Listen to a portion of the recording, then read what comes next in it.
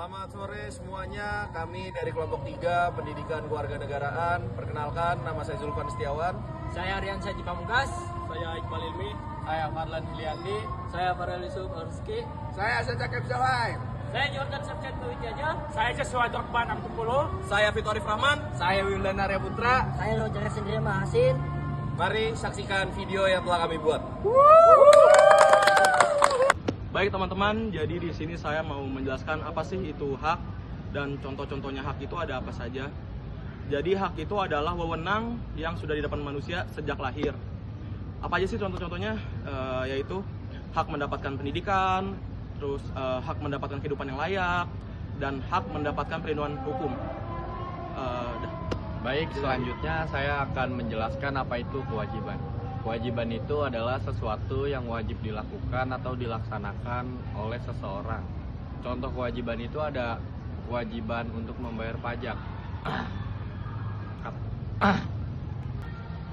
Oke, harmonisasi hak dan kewajiban merupakan fondasi utama bagi stabilitas negara. Hak yang kita nikmati merupakan kewajiban yang ditunaikan oleh orang lain. Tanpa hak kita tertindas dan tanpa kewajiban lingkungan kita akan kacau. Lalu oleh karena itu, kita harus, tantangan terbesar kita adalah mengikis mentalnya hak untuk menuntut. Lalu kita mengubahnya dengan kesadaran kolektif agar terciptanya harmoni sosial. Baiklah, di sini kami akan memberikan cara menjalankan hak dan kewajiban sebagai warga negara dalam kehidupan sehari-hari. Contoh dalam kehidupan sehari-hari, yang pertama, belajar dengan sungguh-sungguh untuk bentuk dalam memanfaatkan hak atas pendidikan. Yang kedua, mematuhi aturan lalu lintas. Yang ketiga, ikut kerja bakti atau menjaga kebersihan lingkungan. Dan yang keempat itu adalah menghargai perbedaan pendapat orang lain. Dampak hak dan kewajibannya. Menurut konsep hak, setiap orang berhak memperoleh sesuatu. Tetapi hak harus diimbangi dengan kewajibannya.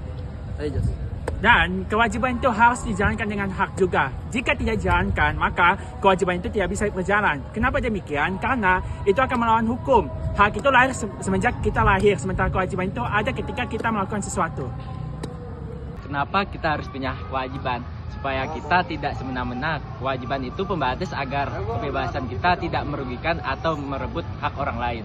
Selanjutnya, kesimpulannya, hak dan kewajiban saling berkaitan. Tanpa hak, manusia tertindas. Tanpa kewajiban, kehidupan menjadi tidak tertib. Kenapa sih kita harus punya hak? Supaya kita bisa hidup layak, bebas, dan aman sebagai manusia. Hak itu adalah perlindungan dan fasilitas dasar yang wajib kita terima. Oke teman-teman, jadi hari ini aku akan ngebahas tentang beberapa hal yang bisa mempengaruhi bagaimana hak dan kewajiban itu tidak dapat terpenuhi. Jadi itu ada 2 faktor teman-teman. Yang pertama itu ada faktor internal atau berasal dari diri kita sendiri. Contohnya adalah ketika kita berbuat egois dan juga kita tidak memiliki sifat berbangsa dan bernegara. Karena kenapa? Kalau kita memiliki sifat yang egois, tentunya kita akan selalu menguntungkan diri sendiri dan ingin diri sendiri akan selalu menang dan melupakan kepentingan-kepentingan orang lain dan juga sekitar. Dan juga berbangsa dan bernegara itu adalah salah satu hal yang harus dimiliki oleh seluruh masyarakat Indonesia supaya kita dapat mengamalkan dan juga menjalankan amanat-amanat dari Pancasila yang sudah dibuat oleh pendahulu-pendahulu kita, pahlawan-pahlawan kita. Dan juga dari faktor eksternal itu dapat berupa satu adalah ketidakpastian dalam penegakan hukum atau ketidaktepatan aparat dalam melakukan penegakan hukum yang ada di Indonesia. Karena hal-hal tersebut dapat membubarkan atau tidaknya memastikan hak dan kewajiban seseorang dapat terpenuhi. Dan juga faktor-faktor lain yang dapat merusak dan juga tidak dapat terpenuhinya hak dan kewajiban dari seseorang. Mungkin itu yang dapat saya sampaikan. Terima kasih.